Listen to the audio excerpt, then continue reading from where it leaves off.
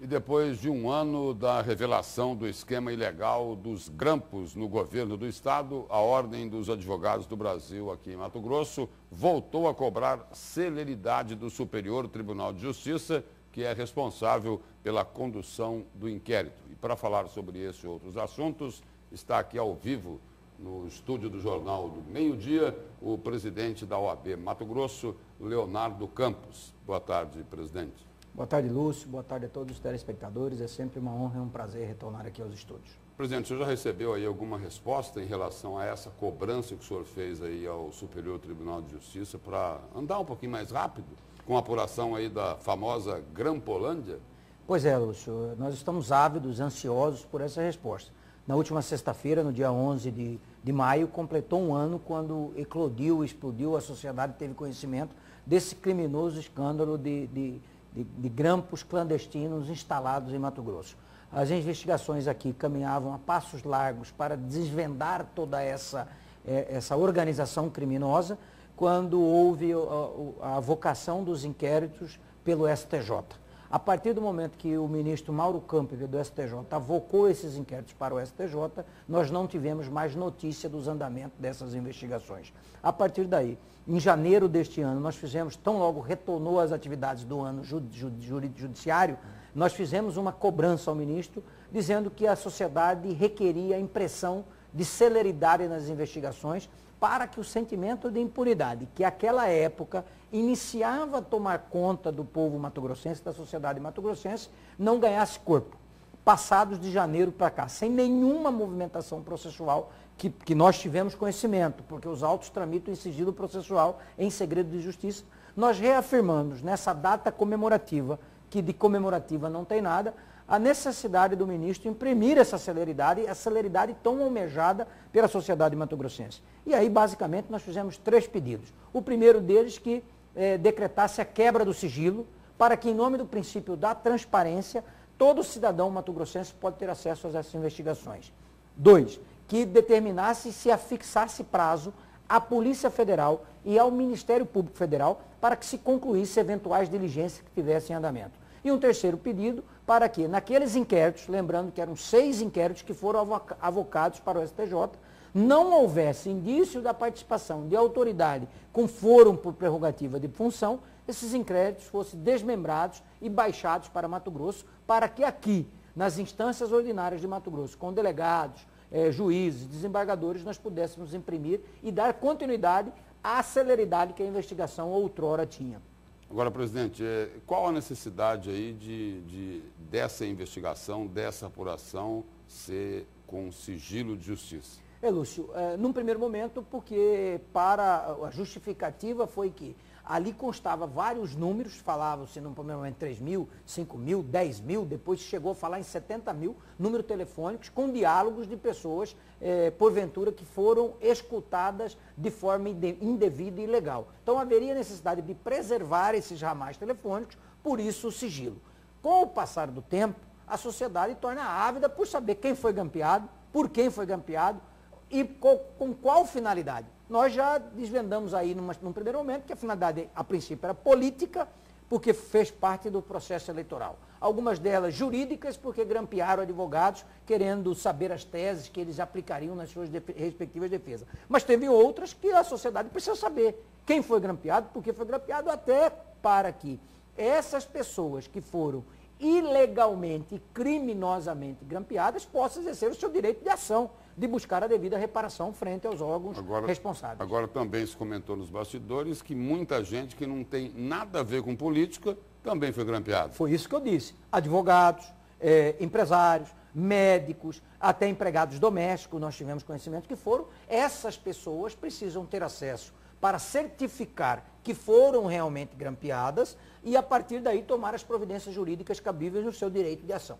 Presidente, uma outra questão aí que também é polêmica. A prisão do deputado estadual Mauro Sávio na Operação Bereré. Aí, na decisão, o desembargador José Zuquim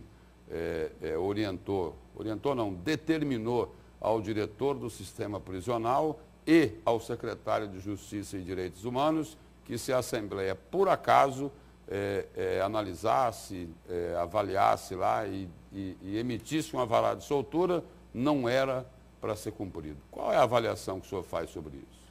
Lúcio, nós até ratificamos já a exteriorização da opinião do nosso secretário-geral, Ulisses Rabaneda, que circulou, inclusive, no jornal A Gazeta de hoje.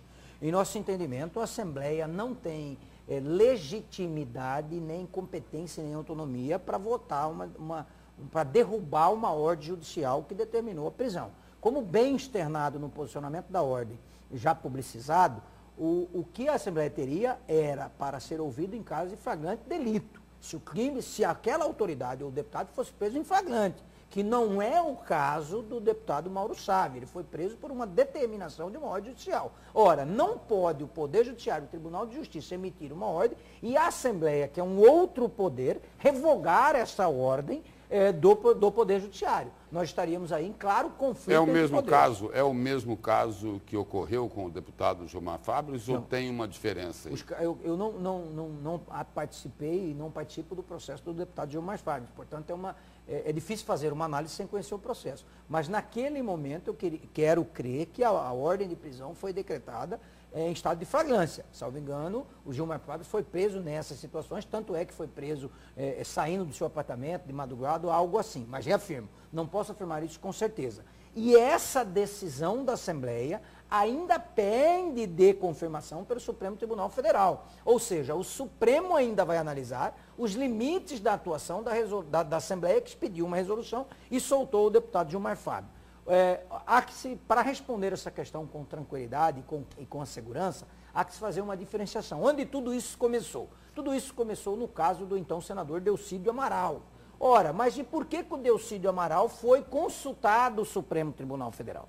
Em que pese a ordem prisional ou o decreto prisional do Delcídio Amaral ter sido expedido por um ministro do Supremo e não por um delegado e não por uma autoridade em flagrante delito, considerou-se naquele momento que havia o estado de flagrância. Por isso o processo do Delcídio foi remetido ao plenário do Senado, que fez a sua respectiva análise. Não é o caso de agora do deputado Mauro Sávio. Reafirmamos a posição da ordem que o caso do deputado Mauro Sávio há uma decisão judicial que determina a prisão e não estado de flagrância. E, presidente, sem reformar a decisão aí nesse aspecto onde o juiz determina ao diretor do sistema prisional que não atenda se foi emitido esse alvará de soltura da Assembleia, isso daí a Assembleia só pode tomar alguma atitude se for reformada essa decisão do desembargador José Zucchini. A princípio, pelo que está nos autos hoje, a Assembleia pode até votar, porque o desembargador, inclusive, palavras do próprio desembargador na imprensa local, ele não proibiu a Assembleia de fazer ou deixar de fazer qualquer situação. Ela pode votar a resolução. O que ele alertou ao sistema prisional, a nosso ver da ordem, foi que não cumprisse eventual ordem da Assembleia em respeito à ordem do Poder Judiciário de que determinou o acautelamento, que determinou a prisão. Essa ordem do Poder Judiciário pode ser revista pelo próprio desembargador ou, em grau de recurso, pela autoridade superior, pelo Tribunal Superior. Então, ou seja, enquanto essa ordem viger, ela não pode ser descumprida sob pena de obstrução de justiça e descumprimento de ordem judicial. Quer dizer, não pode existir o entendimento aí que o desembargador foi induzido a erro pelo Ministério Público. Não, isso não. De forma alguma, porque da mesma forma como o desembargador decretou a prisão atendendo a um pedido do Ministério Público, as partes terão, obviamente, aí o direito de se defender e a ordem zela por isso e respeito por isso ao devido processo legal, à ampla defesa, ao contraditório, bem como essa decisão pode ser atacada via o competente recurso, o competente a ordem de habeas corpus para o STJ e assim por diante. Ou seja, essa ordem que determinou a prisão, não só do deputado Mauro Sávio, mas de vários outros agentes e cidadão, ela pode ser questionada ainda na via judicial. O que não pode, por exemplo, ao nosso sentido, com todo o respeito àqueles que pensam em sentido contrário, se tem uma ordem do Poder Judiciário, o Poder Legislativo interferir nessa ordem e derrubá-la ou revogá-la. O Poder Legislativo não é instância recursal. Repito, salvo em estado de flagrante delito, não há necessidade de se consultar o plenário da Câmara, o plenário da Assembleia. Lembrando que a aplicação do Supremo já deixou claro que a interpretação dada aos senadores e aos deputados federais ela é diferente da interpretação a ser dada aos deputados estaduais. Tanto é que no caso do Rio de Janeiro, teve uma decisão do Supremo Tribunal Federal impedindo que a Assembleia Carioca pudesse liberar os parlamentares. O caso aqui. É o mesmo caso mais aqui ou de menos Mato o mesmo Grosso. caso aqui.